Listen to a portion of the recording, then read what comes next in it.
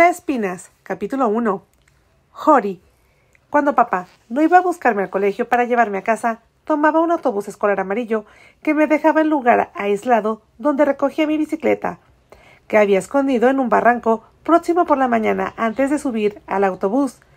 Para ir a casa tenía que pedalear a lo largo de una estrecha y sinuosa carretera que discurría por una zona en que no hacía casa alguna hasta que llegaba a la enorme y deshabitada mansión, que siempre atraía mi mirada y hacía que me preguntase quién había vivido en ella y por qué la habían abandonado.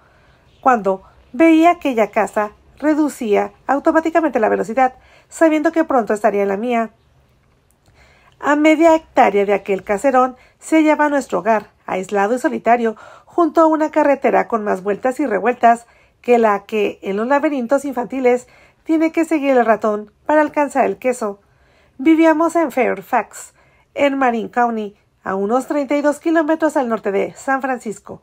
Al otro lado de las montañas había un bosque de pinos gigantescos, y más allá estaba el mar.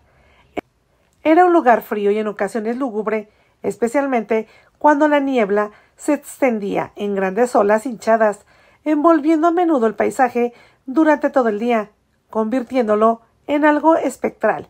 Sí, la niebla podía resultar fantasmagórica, pero también romántica y misteriosa. Aunque en mi casa me gustaba mucho, me asaltaban vagos y perturbadores recuerdos de un jardín meridional, lleno de colosales magnolios, revestidos de musgo. Me acordaba de un hombre alto, cuyos cabellos negros empezaban a encanecer, un hombre que me llamaba hijo. No recordaba su cara con tanta claridad como la sensación de calor y seguridad que me infundía. Supongo que una de las cosas más tristes cuando uno crece y se hace mayor es que nadie es lo bastantemente grande y fuerte para levantarle a uno, sostenerle en brazos y hacer que se sienta de nuevo seguro. Chris era el tercer marido de mi madre. Mi verdadero padre murió antes de que yo naciera. Se llamaba Julian Marquette y era conocido por todos los aficionados al ballet. En cambio, casi nadie fuera de Claremont, en Carolina del Sur, había oído hablar del Dr. Paul Scott Sheffield, el segundo marido de mi madre, en ese mismo estado sureño, en la población de Green Glendana. Vivía mi abuela paterna, Madame Marisha. Era la única que me escribía todas las semanas, y la visitábamos cada verano. Parecía desear tanto como yo que me convirtiese un día en bailarín más famoso del mundo, y así demostrar a ella y a todos los demás que mi padre no había vivido y muerto en vano. Mi abuela no era en absoluto una ancianita vulgar, a pesar de que iba a cumplir 74 años. En el pasado había sido muy famosa y no estaba dispuesta a permitir que alguien lo olvidara un solo instante. Me había impuesto como norma que nunca la llamara abuela cuando alguien pudiera oírlo y adivinar su edad. Una vez me murmuró al oído que le gustaría que le llamara madre, lo que no me pareció bien, ya que yo tenía una madre a quien quería mucho. Por consiguiente, le llamaba Marisha. Como todo el mundo, nuestra visita anual a Carolina del Sur era esperada con ilusión durante el invierno y rápidamente olvidaba cuando regresábamos al tranquilo valle donde se hallaba nuestra casa de madera de pino. En el valle se está seguro cuando no sopla el viento, decía a menudo mi madre, en realidad demasiado a menudo, pues parecía que el viento fuerte la acongojaba mucho. Llegué al paseo de entrada, dejé mi bicicleta y entré a la casa. Ni rastro de Bart o mamá. ¡Qué raro! Corrí a la cocina donde Emma preparaba la comida. Emma pasaba la mayor parte de tiempo en la cocina, lo que explicaba su rolliza y simpática figura. Su cara era larga y severa cuando no sonreía, aunque afortunadamente lo hacía casi siempre cuando me ordenaba realizar esta o aquella tarea. Su sonrisa mitigaba mi contrariedad por tener que hacerlo, pues generalmente se trataba de algo que Bart se había negado a hacer. Sospechaba que Emma velaba más por Bart que por mí, ya que él acostumbraba a derramar la leche cuando trataba de llenar su propia taza, o el agua cuando llenaba un vaso. No había nada que pudiera sujetar con firmeza, y tropezaba con todo, haciéndolo volcar mesitas y lámparas. Si había un hilo tendido en algún lugar de la casa, sin duda Bart acababa enganchándose en el tacón de su zapato y caía de bruces, o estampaba la batidora o la radio contra el suelo. —¿Dónde está Bart? —pregunté a Emma, que estaba mondando patatas, para añadirlas al roast beef que se cocía en el horno. Te aseguro, Jory, que me alegraré el día en que ese chico pase en el colegio tanto tiempo como tú. Me espanta verlo entrar a la cocina. Tengo que dejar lo que estoy haciendo y mirar alrededor para prevenir que no vaya a derribar o que no tropiece. Gracias a Dios que tiene esa pared donde sentarse. A propósito, ¿qué haces ahí? Nada, respondí. No quería explicarle que con frecuencia saltábamos el muro para jugar en la casa abandonada. No teníamos derecho a entrar ahí, pero las paredes no podían ver o enterarse de todo. Volví a preguntar, ¿dónde está mamá? Emma dijo que había regresado temprano después de suspender las clases de ballet, lo que yo ya sabía. La mitad de sus alumnos estaban acatarrados, le expliqué. ¿Pero dónde está ella ahora? Jory, no puedo vigilar a todo el mundo y hacer mi trabajo al mismo tiempo. Hace unos minutos dijo que subiría al ático para buscar unas fotografías antiguas. ¿Por qué no vas a ayudarla? Era una manera cortés de decirme que le estaba estorbando. Me dirigí a la escalera del ático, que estaba oculta en el fondo del gran ropero, en el pasillo de atrás. Justo en el momento en que cruzaba la habitación familiar, oí abrir y cerrar la puerta de la entrada. Sorprendido, vi que papá estaba platicando inmóvil en el vestíbulo, con una expresión reflexiva en sus ojos azules tan extraña que no me atreví a llamarle e interrumpir sus pensamientos. Me paré indeciso. Después de dejar su negro maletín de médico, se dirigió a su habitación. Tenía que pasar por delante del ropero, cuya puerta estaba entreabierta. Se detuvo, escuchando como yo el débil sonido de una música de ballet que procedía del ático. ¿Por qué estaba mi mamá allá arriba? Volví a bailar allí. Siempre que le había preguntado por qué bailaba en un lugar tan polvoriento, me explicaba que se sentía obligada a bailar ahí, a pesar del calor y la suciedad. No se lo comentes a tu padre. Me había advertido en varias ocasiones. Después dejó de subir allí, pero ahora volví a hacerlo. Esta vez yo también subiría para oír la excusa que ella daría a papá, pues él la sorprendería. Le seguí de puntillas por la empinada y estrecha escalera. Se detuvo exactamente debajo de la bombilla que dependía del techo del ático y clavó la mirada en mamá, que continuó bailando como si no hubiese advertido su presencia. Llevaba un plumero en una mano y sacudía graciosamente el polvo acá y allá, imitando a la Cenicienta, y no a la princesa Aurora, la de la Bella Durmiente, que era precisamente la música que sonaba en aquel viejo tocadiscos. Caramba, parecía que a mi padrastro iban a salirse de los ojos de las órbitas. Era como si estuviera asustado, y tuve la impresión de que sufría al verla bailar en el ático. ¡Qué extraño! El amor que él y mi madre se profesaban era muy distinto del que observaba entre los padres de los pocos amigos que tenía. Parecía más intenso, tumultuoso y apasionado. Cuando creían que nadie les veía, se miraban fijamente y alargaban una mano para tocarse siempre que se cruzaban sus caminos. Yo tenía 14 años y Bart 9, de modo que ambos estábamos aún muy lejos de la edad adulta. Sin embargo, yo estaba en plena adolescencia y empezaba a fijarme en más actitudes de quienes representaban para mí los modelos más significativos. A menudo me interrogaba sobre las diferentes facetas de mis padres, la que exhibían ante los demás, la que mostraban delante de Bart y de mí, y por último, la más ferviente, la que se reservaban para sus momentos de intimidad. ¿Cómo podían saber que sus hijos no eran siempre lo bastante discretos para darse la vuelta y marcharse? ¿Qué era lo que hubiesen debido hacer? Tal vez las personas mayores eran así, especialmente los padres. Papá siguió mirando fijamente a mamá, mientras ésta giraba en rápidas piruetas, haciendo que sus cabellos se extendieran en semicírculos. Llevaba leotardos y pontis blancos. Yo contemplaba asombrado su danza, mientras ella bailaba. Papá siguió mirando fijamente a mamá, mientras ésta giraba en rápidas piruetas, haciendo que sus cabellos se extendieran en semicírculos. Llevaba leotardos y pontis blancos. Yo contemplaba asombrado su danza, mientras ella prendía del plumero como una espada, a vagadas tocadas contra los antiguos muebles que Bart y yo conocíamos también. Esparcidos por el suelo y los estantes había juguetes estropeados, cochecitos infantiles, patines y platos que ella o Emma habían roto y que mamá pensaba pegar algún día.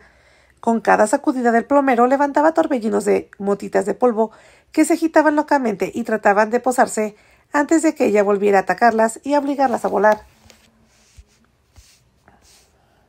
«Márchate», ordenó, como una reina a su esclavo. «Márchate y no regreses, no me atormentes más».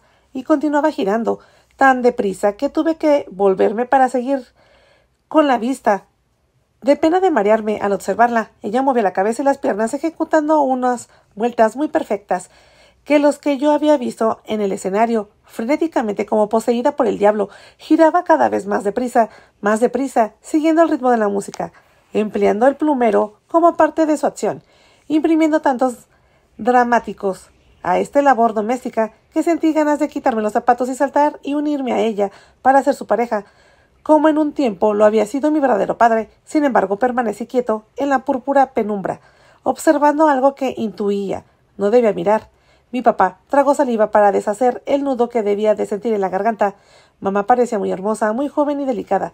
Tenía 37 años, era mayor en edad, pero joven en apariencia, y cualquier palabra desagradable podía herirla fácilmente, con tanta facilidad como a cualquiera de sus alumnos de 17 años. —Katie —exclamó papá, levantando la aguja del disco e interrumpiendo la música con un chirrido—, basta, ¿qué estás haciendo?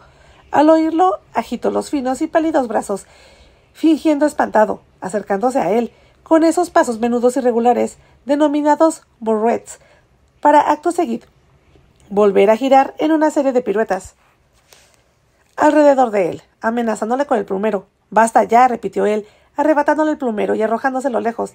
Le sujetó los brazos sobre la cintura y un intenso rubor tiñó las mejillas de mamá. Después aflojó su presa, lo suficiente para que ella pudiera girar los brazos como si fueran las alas de un pájaro herido y llevárselas las manos al cuello. Sobre las manos pálidas y cruzadas, sus ojos azules parecían más grandes y oscuros. Sus labios carnosos empezaron a temblar y poco a poco, de mala gana, miró en la dirección que señalaba el dedo de papá. Yo también miré y me asombré ver 2 camas instaladas en una parte del ático, donde pronto se iniciaría una nueva construcción. Papá había prometido montar allí una habitación de recreo para nosotros, pero ¿qué significaban 2 camas entre aquel montón de trastos viejos? ¿Por qué? Entonces habló mamá, con voz ronca y asustada. —Chris, estás en casa. No sueles venirte temprano. La había sorprendido y yo me sentí aliviado. Ahora papá podría meterla en cintura, decirle que no volviera a bailar en aquel ambiente seco y lleno de polvo que podía sofocarla. Advertí que a ella le costaba inventar una excusa. —Katie, sé que yo subí esas camas, pero ¿cómo las pusiste juntas? —preguntó él. —¿De dónde sacaste los colchones? Luego, parecido sobresaltarse por segunda vez, al reparar en una cesta de merienda colocada entre las camas, Katie rugió echando chispas por los ojos. —¿Por qué has de repetir la historia? ¿Acaso no podemos aprender de los errores de otros? ¿Tenemos que hacer esto otra vez? —¿Otra vez? ¿De qué estarán hablando? —Catherine —prosiguió papá, con el mismo tono frío y duro—, no te quedes ahí, plantada con aire de inocencia, como una niña mala sorprendida al hurtar algo. ¿Qué pintan ahí esas camas con sábanas limpias y mantas nuevas? ¿Y la cesta de la merienda? ¿Acaso no vimos durante demasiado tiempo otras similares para que tengamos que continuar viéndolas durante toda la vida? Pensé que había unido aquellas camas para que ella y yo pudiéramos tumbarnos y descansar después de bailar, como habíamos hecho algunas veces. Pero una cesta no era, a fin de cuentas, más que eso, una cesta como cualquier otra. Me acerqué un poco más y me oculté detrás de un puntal que apuntaba a las vigas. Había entre ellos algo triste y doloroso, algo creciente, como una herida que se negaba a cicatrizar. Mi madre pareció avergonzada y súbitamente turbada. Él, hombre a quien yo llamaba papá, parecía aturdido, y comprendí que deseaba abrazarla y perdonarla. —Katie, suplicó con angustia, no seas como ella, por lo que más quieras. Mamá irguió la cabeza, echó los hombros hacia atrás y le miró con arrogancia. Luego se apartó los largos cabellos de la cara y le dirigió una sonrisa encantadora. Hacía todo eso solamente para que él cesase de formular preguntas a las que no quería ella responder. Sentí un frío extraño en la mohosa penumbra del ático. Me estremecí y me dieron ganas de echar a correr y huir de ahí. Me avergonzaba de estar espiando, una actividad más propia de Bart, pero ¿cómo podía escapar sin que ellos lo advirtiesen? Tenía que permanecer en mi escondrijo. Mírame, Katie, ya no eres una dulce jovencita ingenua, y esto no es un juego. No hay razón para que esas camas estén ahí, y la cesta de la merienda solo acrecienta mis temores. ¿Qué diablos estás tramando? Mamá tendió los brazos como para abrazarle, pero él la rechazó y continuó. No trates de seducirme cuando siento náuseas. Todos los días me pregunto cómo puedo regresar a casa y no estar harto de ti. y sentir lo mismo que hace tantos años. Después de todo, cuando ha sucedido. Sin embargo, sigo amándote año tras año, necesitándote y confiando en ti. No aceptas mi amor y lo conviertes en el repugnante. El asombro nubló la expresión de mi madre. Estoy seguro de que también nubló la mía. ¿Acaso no la amaba él de verdad? ¿Era eso lo que quería decir? Mamá volvió a mirar las camas como si le sorprendiera verlas ahí. «Ayúdame, Chris», exclamó con voz apenas audible, acercándose más a él y tendiéndole los brazos. Él la rechazó nuevamente, mirando la cabeza. Ella imploró. «Por favor, no sacudas la cabeza, no actúes como si no me entiendes. No recuerdo haber comprado la cesta, de veras.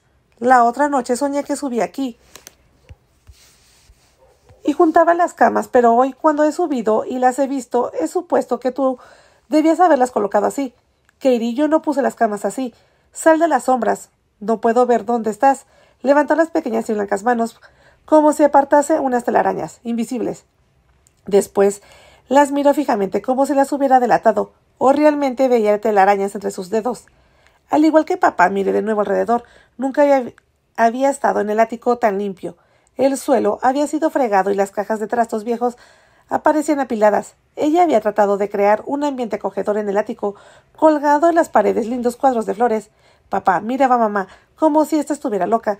Me pregunté qué estaría pensando y por qué no lograba adivinar qué la afligía. Siendo como era, el mejor médico del mundo, ¿intentaba acaso averiguar si ella simulaba simplemente su olvido? O tal vez la expresión aturdida y trastornada de sus ojos espantados le indicaban lo contrario. Debía de ser así, porque suave y amablemente dijo: «No tienes que asustarte, Katie. Ya no estás nadando en un mar de engaños, ni te arrastra una reseca irresistible. No estás ahogándote, ni hundiéndote, ni viviendo una pesadilla. No debes agarrarte a clavos ardiendo, puesto que me tienes aquí, a mí». Entonces le tendió los brazos, y ella le refugió en ellos, y se aferró a él, como si estuvieran a punto de ahogarse. «¿Estás bien, querida?», murmuró, dándole palmadas en la espalda, acariciándole las mejillas y enjuagándole las lágrimas que empezaban a brotar. Le levantó cariñosamente la barbilla y aproximó despacio sus labios a los de ella, y se fundieron en un beso largo, muy largo, que hizo que yo contuviese el aliento. La abuela murió. Foxworth Hall ardió hasta los cimientos. ¿Foxworth Hall? ¿Qué era eso? No es verdad, Chris. Hace un rato la oí subir por la escalera, y tú sabes que le horrorizan los lugares estrechos y cerrados. ¿Cómo pudo haber subido por la escalera? ¿No la oirías en sueños? Me estremecí. ¿De qué diablos estaban hablando? ¿A qué abuela se refieren? Sí, susurró, acercándole los labios a la cara de él. Creo que tuve pesadillas cuando me tendí en el patio del dormitorio, después de bañarme. Ni siquiera recuerdo haber subido la escalera hasta aquí. No sé por qué vengo ni por qué bailo, a menos que esté perdiendo la cabeza. A veces tengo la impresión de que soy ella, y entonces me odio. No, tú no eres ella, y mamá se halla a muchos kilómetros de aquí, y no puede volver a hacernos daño. Virginia está a casi 5.000 kilómetros de aquí, y todo aquello pasó. Cuando te asalte alguna duda, piensa que si conseguimos sobrevivir a lo peor, no es lógico que podamos soportarlo mejor. Quería marcharme, pero a la vez deseaba permanecer ahí. Sentía que también me surgiría un mar de engaños, aunque no comprendía de qué estaban hablando. Veía a dos personas, mis padres, como si fueran dos extraños, dos desconocidos, para mí, más jóvenes, menos fuertes y dignos de confianza. «Bésame», murmuraba mamá. «Despiértame y aleja los fantasmas. Di que me amas y siempre me amarás. Haga lo que haga». Él obedeció, y cuando la hubo tranquilizado, mamá le pidió que bailara con ella. Volvió a aplicarle la aguja sobre el disco y sonó la música de nuevo. Yo, menudo y encogido, observé cómo trataba él de darle los difíciles pasos de baile que tan fáciles habrían sido para mí. Carecía de la habilidad y la gracia necesaria para acompañar a una bailarina tan extraordinaria como mi madre. Incluso resultaba fastidioso ver sus intentos, pero pronto cambió el disco por otro más acorde a sus facultades. Bailando en la oscuridad, hasta que la música cese. Bailamos en la oscuridad. Ahora papá bailaba confiado, abrazándola estrechamente, apoyando la mejilla en la de ella, mientras se deslizaba sobre el suelo. Echó en la falta las flores de papel que revoloteaban detrás de nosotros, comentó suavemente ella, y, abajo, los mellizos veían en silencio el pequeño televisor, en blanco y negro, colocado en el rincón. Él tenía los ojos cerrados, y su voz era dulce y soñadora. Tenía solo 14 años, pero yo ya te amaba. Pero... vergüenza mía. ¿Vergüenza por qué? Él no podía conocerla. cuando ella tenía 14 años. Fruncí el ceño, tratando de recordar cuando se habían conocido. Mamá y su hermana menor, Kerry, habían huido de su casa poco después de que sus padres murieran en un accidente de automóvil. Se dirigían en un autobús hacia el sur, cuando una bondadosa negra las llevó a su patrono, el doctor Paul Sheffield, quien los tomó generosamente bajo su protección y les ofreció un buen hogar. Al reanudar mamá sus clases de ballet, conoció a Julián Marquette, el hombre que sería mi padre. Yo nací poco después de morir él. Entonces mamá se casó con papá Paul, el padre de Bart. Pasó mucho tiempo hasta que mamá conoció a Chris, hermano menor de papá Paul. Por entonces, ¿cómo era posible que él amara? Ya cuando ella tenía 14 años. No habían mentido, qué raro. Pero cuando terminó el baile, empezó de nuevo la discusión. Bueno, ¿te sientes mejor, eh? Ahora vuelve a ser tú, dijo papá. Quiero que prometas solemnemente que, si me ocurriera algo mañana o dentro de algunos años, no ocultarías a Bart y Jory en este ático para que no te estorben en otro matrimonio. Tienes que jurarlo por Dios. Lleno de confusión, observó cómo mamá levantaba la cabeza y farfullaba. ¿Piensas eso de mí? Maldito sea si crees que soy yo como ella. Tal vez junté las dos camas, tal vez subí la cesta, pero jamás pasó por mi cabeza que tú sabes que nunca lo haría, Chris. ¿Hacer qué? ¿Qué la obligaba a jurar? La forzó realmente a pronunciar las palabras. Sin dejar de mirarla fieramente con sus ojos azules, sudoroso ahora y muy dolido, me sentí desilusionado y furioso con mi papá, que sin duda no sabía qué estaba diciendo. Mamá nunca haría algo así. Imposible. Ella me quería y también a Bart. Aunque en ocasiones le mirara con ojos sombríos, sería incapaz, completamente incapaz de ocultarnos en este ático. Papá la dejó plantada en medio de la habitación y avanzó unos pasos para coger la cesta. Después abrió la ventana y la arrojó. Esperó a que chocase contra el suelo antes de volverse de nuevo hacia mamá y decir agriamente: quizás estamos agravando los pecados de nuestros padres al vivir juntos, y tal vez al final Jory y Bart tendrán que pagar por ello. Por consiguiente, no me hables esta noche de adoptar a un pequeño. No tenemos derecho de comprometer a otra criatura en este lío que hemos armado. ¿No te das cuenta, Katie, de que cuando pusiste esas camas aquí pensabas inconscientemente en lo que harías en caso de que se descubriese nuestro secreto? No, repuso ella, extendiendo las manos suplicante. No lo haría, no podría hacerlo. Así debe ser, afirmó energéticamente él. Ocurra lo que ocurra, nunca encerraríamos, mejor dicho, nunca encerrarás a tus hijos en este ático para salvarte o para salvarme a mí. Te odio por creerme capaz de eso. Y yo me esfuerzo en tenerte paciencia. Estoy tratando de creer en ti. Sé que todavía tienes pesadillas y que te atormenta cuanto sucedió cuando éramos jóvenes o inocentes, pero tú debes procurar verte como eres. ¿No te has enterado aún de que el subconsciente traza a menudo el camino o la realidad? Retrocedió para tomarla en sus brazos, para mimarla y besarla, suavizando su voz, mientras ella se aferraba desesperadamente a él. ¿Por qué tenías que sentir tan desesperada? Katie, amor mío, borra ese miedo que te infundió nuestra cruel abuela. Ella quería que creyéramos en un infierno cuyos tormentos eternos eran fruto de la venganza, y no hay más infierno que el que forjarnos nosotros mismos, el mismo modo que solo existe el cielo que nos creamos entre nosotros. No destruyas mi creencia, amor mío, con tus actos inconscientes. Ya no puedo vivir sin ti. Entonces no visites a tu madre este verano.